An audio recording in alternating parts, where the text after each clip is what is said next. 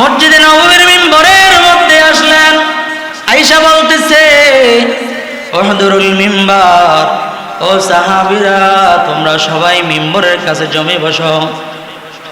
তাবলীগের মধ্যে যেমন নাকি বলা হয় বাকি নামাজের পরে ঈমান আমলের মেহনত সম্পর্কে জরুরি বয়ান হবে, সবাই চলে আসেন।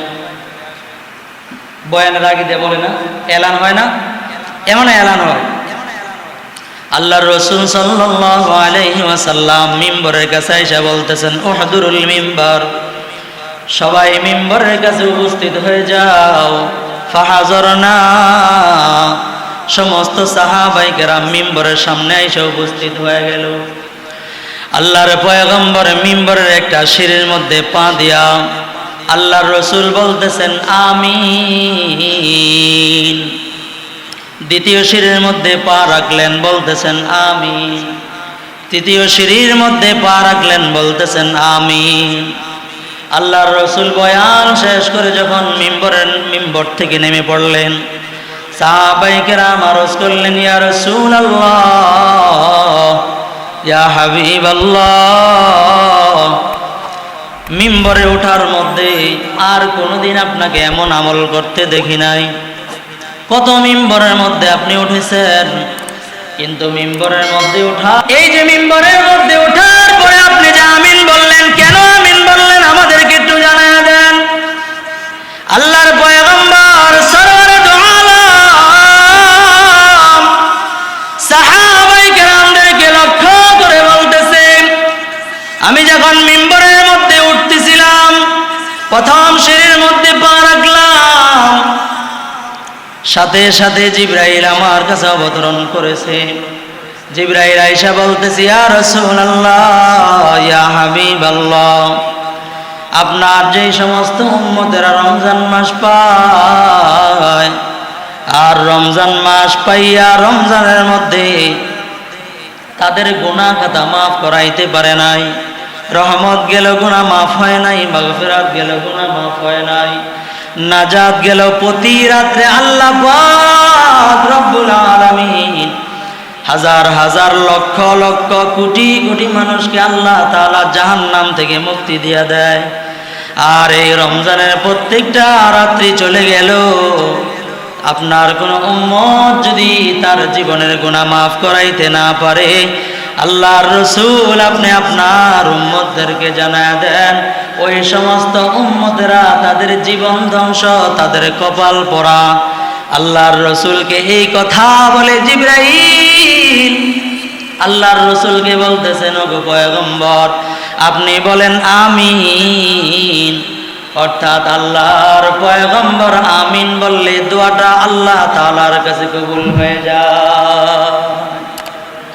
ইন্না আনজালনাহু ফি লাইলাতিল কদর।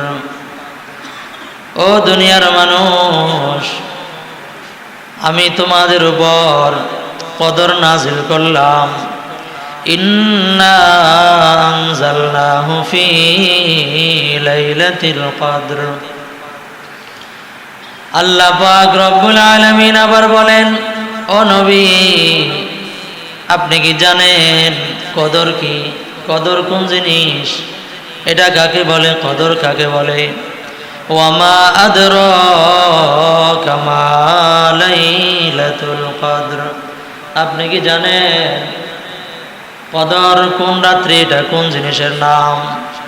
আল্লাহ পাক রব্বুল আলামিন নিজে আবার উত্তর দিয়ে দেয়, লাইলাতুল কদরি খায়রুম মিন আলফি শাহর।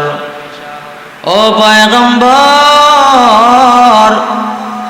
ভালো করে খেয়াল করেন, কদরটা হলো এমন একটা রাত্র যে রাত্রে ইবাদত করলে আল্লাহ পাক রব্বুল আলামিন হাজার মাসের চাইতেও বেশি সওয়াব আল্লাহ তাআলা তার আমলনামায় দান করে দেয়, হাজার মাসের চাইতে। এখানে একটা শানে নজুল আছে যে আল্লাহ পাক রব্বুল আলামিন আল্লাহর রাসূল সাল্লাল্লাহু আলাইহি ওয়াসাল্লাম একবার মন খারাপ করে বসে আছেন, মন খারাপ। আল্লাহর রাসূল চিন্তিত,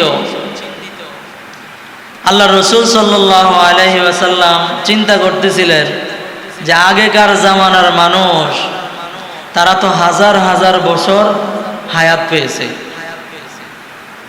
হাজার হাজার বছর হায়াত পেয়েছে। তো 1000 বছর হায়াত পাইলে 1000 বছরের মধ্যে 1000 রমজান পাইছে। 1000 বছর যদি হায়াত পায় তাইলে সে 1000 বছর নামাজ পড়ছে। তাহলে তার আমল নামার ভিতরে কত সওয়াব জমা হয়েছে, সে কত ইবাদত করতে পারছে। তা আল্লাহর রাসূল সাল্লাল্লাহু আলাইহি ওয়াসাল্লাম তার উম্মতের জন্য খুব ব্যথিত। হায় রে, আমার উম্মতের হায়াতের সীমাই হইল 60, 70, 80 বছর। 100 বছর হাতে গোনা হাজারের মধ্যে অল্প কয়েকজনে পায়। এরপরে 80-র পরের থেকে তো অসুস্থ দিয়ে বিছনায় পড়ায় থাকে।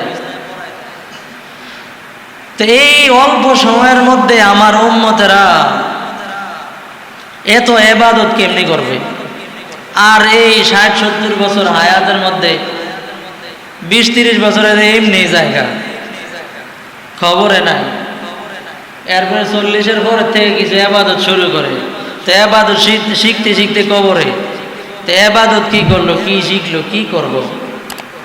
আল্লাহ রাসূল সাল্লাল্লাহু আলাইহি ওয়াসাল্লাম এমন চিন্তা যখন করতেছেন, আল্লাহ পাক রব্বুল আলামিন এই সূরা নাজিল করে দিলেন আর জানায় দিলেন, লাইলাতুল কদরি খায়রুম মিন আলফি শাহর। ও পয়গম্বর, ভালো করে খেয়াল করেন, আপনারা উম্মতের হায়াতের সীমা যদিও কম, আপনার হায়াতে আপনার উম্মতের হায়াতের সীমা যদিও কম, তারা হায়াত পাবে কম, কিন্তু আমি এমন একটা রাত্র দান করে দিলাম যে রাত্রটা একটা রাত্র ইবাদত করলে 1000 বছর ইবাদত করার সওয়াব আমি আল্লাহ দান করব। কারণ আল্লাহর রাসূল সাল্লাল্লাহু আলাইহি ওয়াসাল্লাম সব চাইতে শ্রেষ্ঠ নবী। কথা কোন ঠিক না ঠিক? আর রমজান সব মাসের চাইতে শ্রেষ্ঠ মাস। আর একটা রাত্র আল্লাহ তাআলা দান করছেন যে রাত্রটা সমস্ত রাত্রের চাইতে আল্লাহ পাক রব্বুল আলামিন এই রাত্রটাকে সব চাইতে শ্রেষ্ঠত্ব দান করেছেন। আল্লাহ তাআলা এই উম্মতকে বানিয়েছেন আশরাফুল মাখলুকাত, সমস্ত উম্মতের চাইতে ঊর্ধ্বে, যাদের মান সম্মান না আমরা তো এটা বুঝি না। আমরা হানাহানি মারামারি, আমরা একজনেরটা আরেকজনে কেমনে খায়, কেমনে নষ্ট করে, হিংসা বিদ্বেষ, এগুলো নিয়ে আমরা ব্যস্ত। কথা কোন ঠিক না? কিন্তু আমাদের কাজ ছিল অন্যান্য উম্মতের চাইতে ঊর্ধ্বে থাকা। আল্লাহ তাআলা আমাদের মানকে এত ঊর্ধ্বে উঠাই দিয়েছেন, কিন্তু নবীজি চিন্তা করলেন ঊর্ধ্বে তো উঠাইছে, তো ইবাদত যদি কম করে ঊর্ধ্বে কেমনে উঠবে? তো আল্লাহ তাআলা ঊর্ধ্বে উঠানোর জন্য সবার উপরে যেন তার ইবাদত থাকে, আল্লাহ তাআলা এক রাত্রের মাধ্যমে তারা 1000 বছর ইবাদত করেছে, 1000 বছর ইবাদত করে সওয়াব জমা করেছে। আল্লাহ পাক রব্বুল আলামিন এই উম্মতকে এক রাত্র দিয়ে দিয়েছেন, এই এক রাত্র ইবাদত করলে 1000 বছর ইবাদতের সওয়াব সে অর্জন করতে পারে। মুফাসসিরিনে কেরাম বলেন 1000 বছর এটার সংখ্যা কি? মুফাসসিরিনে কেরাম বলেন যে 83 বছর 4 মাস। কত? 83 বছর 4 মাস। আপনার হায়াত যদি 80 হয়, 80 বছর পর্যন্ত যদি আমরা গড় হায়াত পাই, বাঁচি আর ইবাদত করতে পারি, এর মধ্যে 12 বছর 15 বছর বাদ দিলে কত বছর থাকে হিসাব করেন।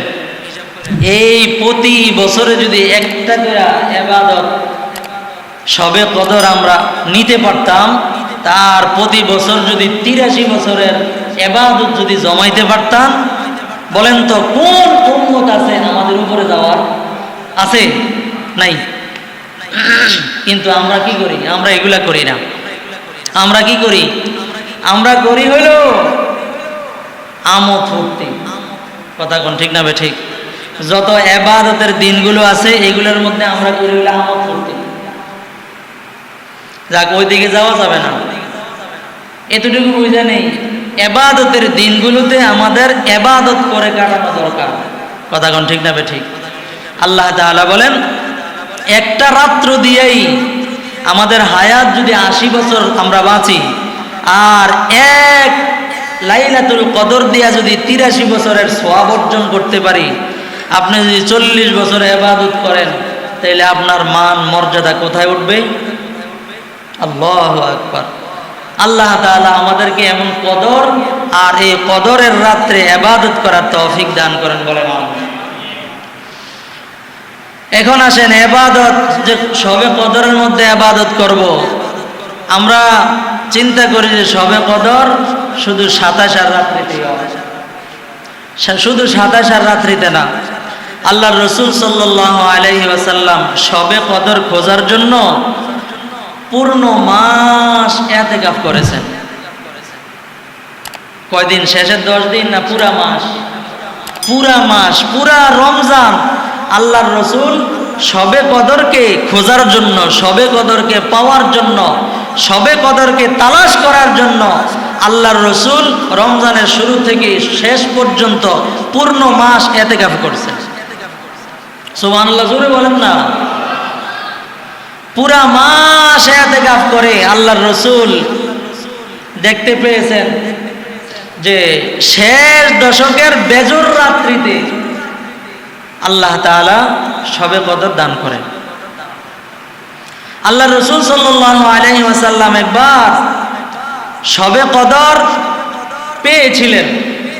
পাওয়ার পরে আল্লাহ রাসূল সাল্লাল্লাহু আলাইহি ওয়াসাল্লাম এটাকে উম্মতকে জানান দেওয়ার জন্য মসজিদে নববীর মধ্যে আসতেছেন। কি জানান দেওয়ার জন্য? কথা কয় না। শবে কদর কোন রাত্রিতে, এটা উম্মতকে জানায় দেওয়ার জন্য মসজিদে নববীর মধ্যে আসতেছেন। আল্লাহ রাসূল সাল্লাল্লাহু আলাইহি ওয়াসাল্লাম আসার পথে দেখতে যে দুইজন ঝগড়া করতেছে। কি করে? কথা কয় না। ঝগড়া করে, কাজ্জা করে, কাজ্জা করে। ঝগড়া বুঝুন না, কাজ্জা ঝগড়া করতেছে। এবার বুঝছেন, আল্লাহ রাসূল সাল্লাল্লাহু আলাইহি ওয়াসাল্লাম শবে কদর জানাই দেওয়ার জন্য মসজিদে আসতেছেন, আর পথিমধ্যে দুইজন লোক কি করতেছেন? ঝগড়া করতেছেন। আল্লাহ রাসূল সাল্লাল্লাহু আলাইহি ওয়াসাল্লাম ঝগড়া মিটাই দেওয়ার জন্য ওখানে উপস্থিত হইলেন। ঝগড়া মিটাই দেওয়ার জন্য যখন উপস্থিত হইলেন, ঝগড়া মিটাই দেওয়ার পরে মসজিদে নববীর মধ্যে আসেন, আর আল্লাহ রাসূল সাল্লাল্লাহু আলাইহি ওয়াসাল্লাম শবে কদরের তারিখ ভুলে গেছেন। শবে কদরের তারিখ কি করছেন? ভুলে গেছেন। দেখছেন নি ঝগড়া কেমন বড় গুরুত্বপূর্ণ বিষয়। ঝগড়া মিটানোর জন্য দাঁড়াইতে গিয়া শবে কদরের মতো গুরুত্বপূর্ণ একটা রাত্রির তারিখ আল্লাহ রাসূল সাল্লাল্লাহু আলাইহি ওয়াসাল্লাম ভুলে গেছেন। এখন তো আমাদের আফসোস, আরে যদি তারিখটা জানতাম, এটা জানি কেরা আছিল, তারা যদি পাইতাম যে কি করতাম না। এই যে আল্লাহর রাসূল যে ভুলে গেছেন, এটাও আমাদের জন্য আরেকটা রহমত। সুবহানাল্লাহ। আল্লাহর রাসূল যে ভুলে গেছেন, এটাও আমাদের জন্য আলাদা কি একটা রহমত। বলে হুজুর কেমনে রহমত? আমরা এক রাত্রে ইবাদত করলে তো হইতো, এখন 21-এও করা লাগে, 23-এও করা লাগে, 25-এও করা লাগে, 27-এও করা লাগে, 29-এও করা লাগে। তাহলে এত রাত্রিতে ইবাদত করলে তো কষ্টটা বেশি হয়ে গেল না? কষ্ট বেশি না? আল্লাহ তাআলা চাইতেছেন দুইটা কারণ। কয় কারণ? দুই কারণ। মনে রাখেন ভালো করে, দুই কারণ। একটা হইল যে আল্লাহর রাসূল সাল্লাল্লাহু আলাইহি ওয়াসাল্লামের মাধ্যমে যদি শবে কদরের সঠিক তারিখটা জানায় দিতেন, তাইলে আমরা এই শবে কদরের সঠিক 1 তারিখেই ইবাদত করতাম। কথা কোন ঠিক না? ঠিক। আর অন্য তারিখে এত ইবাদত করতাম না। 1 তারিখে তো করলে সারে, আর করার দরকার নাই। এই এক কারণ। দ্বিতীয় নম্বর আরেকটা হইল আল্লাহ তাআলা চাইতেছেন এটা যে নির্দিষ্ট তারিখ যদি মানুষকে জানায় দেয়, কিছু কিছু মানুষ এমন হয় এই নির্দিষ্ট তারিখটাকে বেশি আমোদ ফুর্তি করার সুযোগ বানায়। কথা কোন ঠিক না? আচ্ছা বলেন তো, রমজানের বাহিরে গুনাহ করতেছে আর রমজানের ভিতরে গুনাহ করতেছে, এই দুই গুনার মান কি একরকম? একটু বেশি না? আল্লাহ তাআলার কাছে প্রিয় জিনিস রমজান মাস, রমজানের বাইরে যা করছে করছে, এখন মাফ করার লেগে তোমাদেরকে আমি ডাকলাম, আর এখানে আইসাও তারা কি করে? গুনাহ করতেছে, তো রাগ আরো বেশি ওঠে না? এই জন্য আল্লাহ পাক রব্বুল আলামিন আল্লাহর রাসূলকে বুলাই দিয়েছেন যে নির্দিষ্ট তারিখের মধ্যে আমার বান্দারা যেন গুনাহ থেকে বাঁচতে পারে। সুবহানাল্লাহ, বুঝছেন নি? এবং আবার আল্লাহ তাআলা চায় যে আমার বান্দারা নির্দিষ্ট তারিখে ইবাদত করবে, তো শুধু একটা রাত্রে ইবাদত করবে। আমি এমন কিছু বান্দা চাই যেই বান্দারা শুধু নির্দিষ্ট তারিখে না, এই বান্দারা 21-এও খুঁজবে, 23-এও খুঁজবে, 25-এও খুঁজবে, 27-এও খুঁজবে, 29-এও খুঁজুক, এই সবগুলা রাত্রি আমার বান্দারা যেন আমার কাছে একটু সেজদা দেয় আলাদাভাবে, যে সে সবে কদর পাওয়ার আশায় সে যেন আমার কাছে আলাদা একটা সেজদা দেয়, একটু তাসবিহ তাহলিল পড়ে, 2-4 রাকাত নামাজ বেশি পড়ে, একটু তেলাওয়াত বেশি করে, সুবহানাল্লাহ আলহামদুলিল্লাহ একটু বেশি পড়ে। আমি চাই, আল্লাহ তাআলা চান ফেরেশতাদেরকে দেখে দেখে বলতে বলতে পারেন যে দেখ আমার বান্দারা মাফ নেওয়ার আশায়, জাহান্নাম থেকে মুক্তির আশায় আমার বান্দারা সবে কদর তালাশে আমার সেজদার মধ্যে আমাকে সেজদা দেওয়ার জন্য তারা আইসা আমার পায়ে পড়ে গেছে, তোমরা সাক্ষী থাকো আমি আমার বান্দাদেরকে মাফ করে দিলাম। তাহলে সবে কদর যে আমরা নির্দিষ্ট তারিখ পাই নাই, এটা আমাদের জন্য খারাপ না, এটাও আরেকটা লাভ। কথা ঠিক না? ঠিক। এখন ইবাদত বেশি করা যাবে। মুসলমান ভাইরা আমার, ইবাদত বেশি করার জন্য আল্লাহ পাক রব্বুল আলামিন রমজান মাসকে আমাদের সামনে উপস্থিত করে দিয়েছেন। রমজানের প্রথম দশকের মধ্যে রহমত, দ্বিতীয় দশকের মধ্যে মাগফিরাত। আল্লাহ পাক রব্বুল আলামিন তৃতীয় দশকের মধ্যে আল্লাহ তাআলা নাজাতের জন্য ব্যবস্থা করেছেন। সুবহানাল্লাহ। মুসলমান ভাইরা আমার, যদি আমি আর আপনি এই রাত্রিগুলোর মধ্যে আল্লাহ তাআলার কাছ থেকে ক্ষমা নিতে না পারি, যদি আল্লাহ তাআলার পক্ষ থেকে আমার আপনার আমলনামার থেকে যদি গুনাহ যদি মোচন করাইতে না পারি, আমার মতো আপনার মতো এই উম্মতের মতো কপাল পোড়া আর কেউ থাকবে না। যদি কোনো মানুষ, কোনো রোজাদার, কোনো মুসলমান, কোনো পুরুষ, কোনো মহিলা, কোনো যুবক আল্লাহ তাআলার পক্ষ থেকে রমজান মাস পায়, রমজান মাস পাইয়া রহমত গেল, মাগফিরাত গেল, নাজাত গেল, সবে কদর চলে গেল, মাফ করাইতে পারে নাই, আল্লাহর রাসূল সাল্লাল্লাহু আলাইহি ওয়াসাল্লাম বলেন তার জন্য ধ্বংস অনিবার্য হয়ে যাবে। আল্লাহর রাসূল একটা হাদিসে পাক তেলাওয়াত করেছেন, হযরত কাআব ইবনে উজরা রাদিয়াল্লাহু তাআলা আনহু থেকে বর্ণিত, সহিহ ইবনে হিব্বানের মধ্যে আল্লাহর পয়গম্বর ইরশাদ করেন, আল্লাহর রাসূল সরওয়ারে দু আলম একবার মসজিদে নববীর মিম্বরের মধ্যে আসলেন, আয়েশা বলতেছে উহদুরুল মিম্বার, ও সাহাবীরা তোমরা সবাই মিম্বরের কাছে জমে বসো। তাবলীগের মধ্যে যেমন নাকি বলা হয় বাকি নামাজের পরে ঈমান আমলের মেহনত সম্পর্কে জরুরি বয়ান হবে, সবাই চলে আসেন।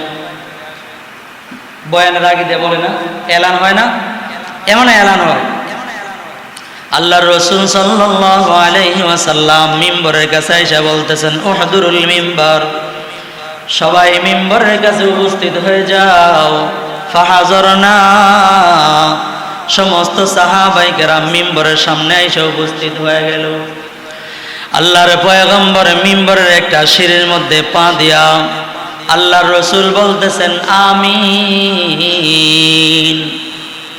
দ্বিতীয় সিঁড়ির মধ্যে পা রাখলেন, বলতেছেন আমিন। তৃতীয় সিঁড়ির মধ্যে পা রাখলেন, বলতেছেন আমিন। আল্লাহর রাসূল বয়ান শেষ করে যখন মিম্বর থেকে নেমে পড়লেন, সাহাবায়ে কেরাম আরজ করলেন, ইয়া রাসূলুল্লাহ, ইয়া হাবিবাল্লাহ, মিম্বরে ওঠার মধ্যে আর কোনোদিন আপনাকে এমন আমল করতে দেখি নাই। কত মিম্বরের মধ্যে আপনি উঠেছেন, কিন্তু মিম্বরের মধ্যে ওঠা, এই যে মিম্বরের মধ্যে ওঠার পরে আপনি যে আমিন বললেন, কেন আমিন বললেন আমাদেরকে একটু জানায়া দেন। আল্লাহর পয়গম্বর সরওয়ারে দু আলাম সাহাবায়ে কেরামদেরকে লক্ষ্য করে বলতেছেন, আমি যখন মিম্বরের মধ্যে উঠতেছিলাম, প্রথম সিঁড়ির মধ্যে পা রাখলাম, সাথে সাথে জিবরাইল আমার কাছে অবতরণ করেছে। জিবরাইল আয়েশা বলতেছে, ইয়া রাসূলুল্লাহ, ইয়া হাবিবাল্লাহ, আপনার যে সমস্ত উম্মতেরা রমজান মাস পায়, আর রমজান মাস পাইয়া রমজানের মধ্যে তাদের গুনাহ খাতা মাফ করাইতে পারে নাই, রহমত গেল গুনাহ মাফ হয় নাই, মাগফিরাত গেল গুনাহ মাফ হয় নাই, নাজাত গেল, প্রতি রাত্রে আল্লাহ পাক রব্বুল আলামিন হাজার হাজার লক্ষ লক্ষ কোটি কোটি মানুষকে আল্লাহ তাআলা জাহান্নাম থেকে মুক্তি দিয়া দেয়। আর এই রমজানের প্রত্যেকটা রাত্রি চলে গেল, আপনার কোন উম্মত যদি তার জীবনের গুনাহ মাফ করাইতে না পারে, আল্লাহর রাসূল আপনি আপনার উম্মতদেরকে জানায়া দেন, ওই সমস্ত উম্মতেরা তাদের জীবন ধ্বংস, তাদের কপাল পোড়া। আল্লাহর রাসূলকে এই কথা বলে জিবরাইল আল্লাহর রাসূলকে বলতেছেন, ওগো পয়গম্বর, আপনি বলেন আমিন। অর্থাৎ আল্লাহর পয়গম্বর আমিন বললে দোয়াটা আল্লাহ তাআলার কাছে কবুল হয়ে যায়। এবার আল্লাহর রাসূল বলেন, জিবরাইল যখন এই দোয়াটা করে আমাকে বলতেছে আমিন বলেন পয়গম্বর, সাথে সাথে আমি আমিন বললাম। অর্থাৎ এই পর্যায়ে যারা নাকি রমজান পাইয়া জীবনের গুনাহ মাফ করাইতে পারে নাই, ওই সমস্ত বান্দা বান্দিরা, ওই সমস্ত পুরুষ মহিলারা, তাদের জীবন ধ্বংস হয়ে গেছে, তারা জাহান্নামী হয়ে গেছে। আল্লাহ তাআলা এটা সিগনেচার করে দিয়েছে। এই জন্য শেষ দশক চলতেছে, আগামী জুমা এটা পেতেও পারি, নাও পেতে পারি। যদি 29 হয় তাহলে আগামী শুক্রবারই, আর যদি 30 হয় তাহলে আগামী শুক্রবারে রমজান পাবো, শনিবারে ঈদ হবে। তাইলে বলেন তো, এই যে যেই ঘটনাটা, যেই হাদিসটা আমরা শুনলাম, এই হাদিস থেকে আমরা কি বুঝতে পারি? রমজানে যে পূর্ণ সময়টা চলে গেল, এটার মধ্যে আমি আর আপনি মাফ পাইছি কিনা, আল্লাহ তাআলা আমাকে গুনাহ মাফ করাইছে কিনা, আমরা গুনাহ মাফ নিতে পারছি কিনা, জাহান্নাম থেকে আমার খাতায়, জাহান্নাম থেকে আমার নামটা কাটলো কিনা, এটা আমরা জানছি? কেউ কথা বলেন, জানতে পারছি? জানতে পারি নাই। এখন যদি আমরা আমোদ ফুর্তিতে থাকি, তাহলে যদি আমার নামটা জাহান্নামের খাতার মধ্যে থেকে যায়, আল্লাহর রাসূল বলছেন এদের কপাল পোড়া, এরা জাহান্নামী, এরা ধ্বংসপ্রাপ্ত। বলেন এখন আমাদের করণীয়, আমাদের করণীয় হলো রমজান যা গেছে গেছে, সামনের রোজাগুলো, সামনের বেজর রাত্রগুলো, সবে কদর তালাশে পারলে পুরোটা রাত্র আল্লাহ তাআলার ইবাদতে কাটায়া দেওয়া, এটা এখন আমাদের জন্য দায়িত্ব, কর্তব্য, জরুরি। কথা কোন ঠিক না? দ্বিতীয় নাম্বার, আল্লাহর পয়গম্বর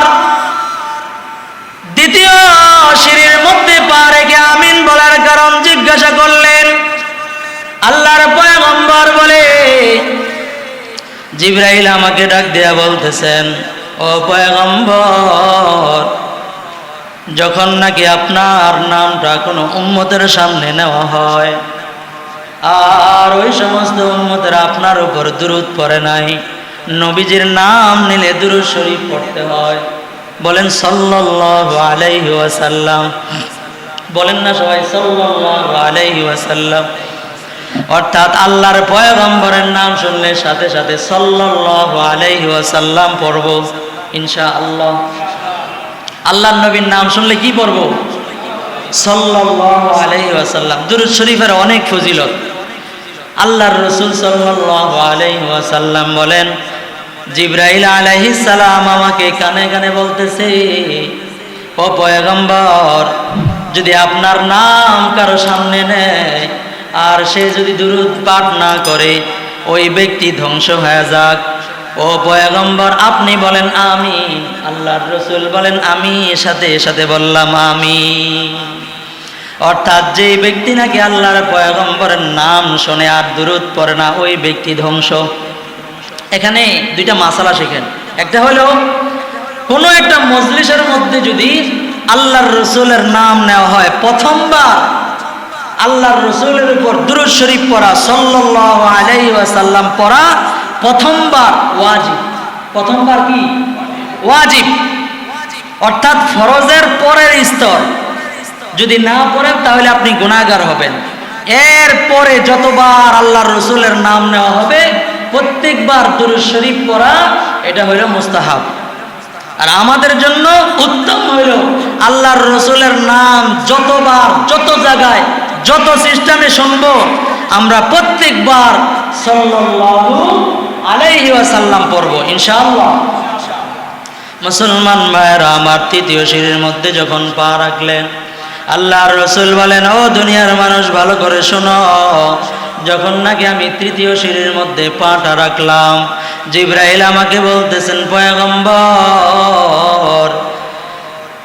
আপনার উম্মতের যে সমস্ত লোকেরা মাকে অথবা বাবাকে অথবা দুইজনের একজনকে বৃদ্ধ অবস্থায় পায়, মা বাবাকে বৃদ্ধ অবস্থায় যদি একজন পায় আর তারা মা বাবার খেদমত করে জান্নাত অর্জন করতে যদি না পারে, ওই সমস্ত সন্তানেরা ধ্বংস হয়ে যাক। ওগো পয়গম্বর, আপনি বলেন আমিন। আল্লাহর রাসূল বলেন আমি, সাথে সাথে বললাম আমিন। অর্থাৎ আল্লাহ তাআলা কবুল করে নিলেন যে সমস্ত সন্তানেরা মা বাবার খেদমত করে না, মা বাবা মাজুর অবস্থায় মা বাবাকে সন্তান কষ্ট দেয়, ওই সমস্ত সন্তান ধ্বংস হয়ে যায়। তাহলে আজকের এই আলোচনার আমরা বুঝতে পারলাম, এক নাম্বার হলো আমরা যা পিছনের রমজান গেছে আমাদের গুনাহ মাফ করাইতে পারছি কি পারছি না, এটা অনুতপ্ত লজ্জিত হয়ে আল্লাহ তাআলার কাছে সামনের রমজানের রাত্রিগুলো, বিশেষ করে বেজর রাত্রিগুলোর মধ্যে এমন ভাবে আল্লাহ তাআলার কাছে ইবাদত করব, কান্নাকাটি করব, যেন আল্লাহ তাআলা আমাদের জীবনের সব গুনাহ মাফ করেই দেয়। বলে হুজুর এটা কেমনে? এটা এইভাবে যে একজন ফকির আপনার কাছে যেইভাবে চাইলে আপনি আপনার পকেট থেকে আপনার পকেটে দিতে মনে চায় না, কিন্তু সে যেইভাবে চাইলে আপনার দিতে মনে চায়, আপনার মন কাঁদে, আপনার মন উৎসাহিত হয়ে যায়। যেমন ভাবে যেই আকুতি, যেই কাকুতি, যেই মিনতি করলে আপনার দেওয়ার জন্য আপনি উদ্বুদ্ধ হয়ে যাবেন, ঠিক সেইভাবে ওই রকম ভাবে আল্লাহ তাআলার কাছে আপনি ইবাদত করেন, কান্নাকাটি করেন, অবশ্যই আল্লাহ তাআলা আপনাকে মাফ করে দিবেন। দ্বিতীয় নম্বর, আমার মা বাবা এবং আল্লাহর রাসূল সাল্লাল্লাহু আলাইহি ওয়াসাল্লামের উপর দুরূদ পড়া। এই কয়েকটা বিষয় আল্লাহ পাক রব্বুল আলামিন আমাদের সকলকে বুঝার এবং আমল করার তৌফিক দান করেন।